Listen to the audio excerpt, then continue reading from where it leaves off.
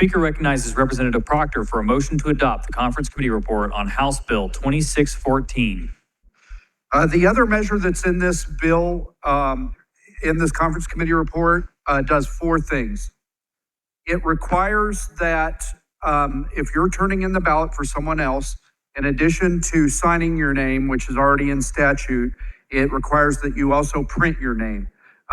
This is a recommendation from the Secretary of State, but not every county is taking that recommendation, so we're making it clear in statute the intent of the legislature.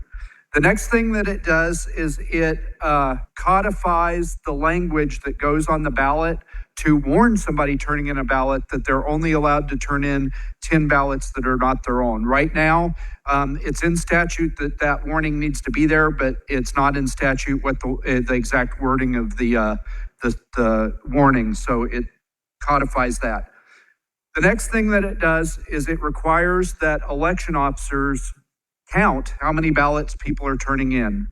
We passed this law a couple years ago that says you can only turn in 10 ballots that are not your own. And ever since, we've been struggling with how we're going to enforce this. And so what this requires is that the election officers count those ballots that come in, turned in by somebody else.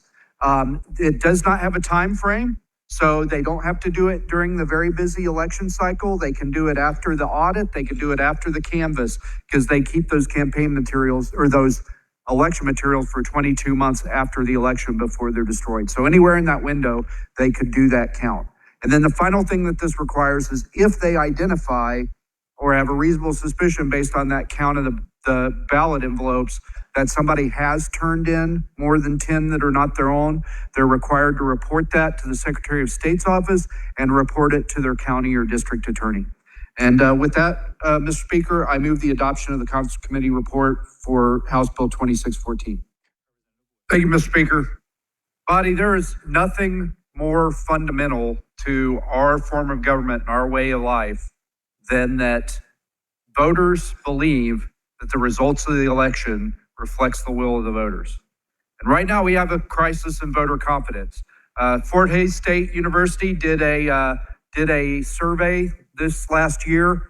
Half of voters, half of Kansans are not confident that the results of our election reflect the will of the voters. And one source of that erosion of confidence is this question of ballot harvesting. I agree with the representative from Sedgwick. There is no evidence, no statistic that ballot harvesting is occurring in the state of Kansas.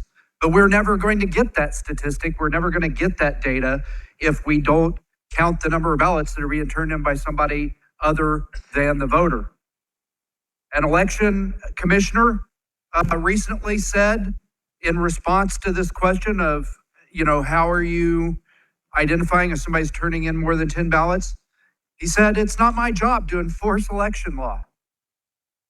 This makes it clear that it's the intent of the legislature that they enforce this statute by doing a simple count at any time in the 22 months that they have those election materials after the election, so that we can collect this data and we can assure voters that no, this isn't a problem, or yes, this is a problem, and we can take further steps to try to address it.